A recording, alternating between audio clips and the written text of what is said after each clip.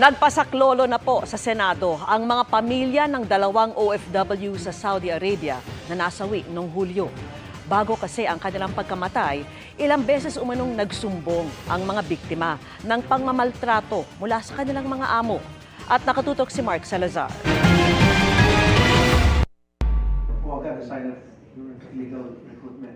Sa Senado na humingi ng tulong ang mga kaanak ni Jelyn Arguzon at Riolyn Saison, dalawang OFW na namatay kamakailan sa Saudi Arabia. Gustong mabigyan linaw ng mga kaanak ang tunay na sinapit ng dalawa. Sa kaso ni Jelyn, June 16 siya na-deploy sa Saudi Arabia pero isang linggo pa lang, nagsumbong na raw ito sa asawa ng maltreatment.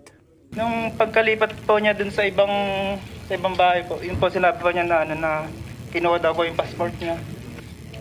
Yung baso daw po itinapon ng bata. Nagkakape siya.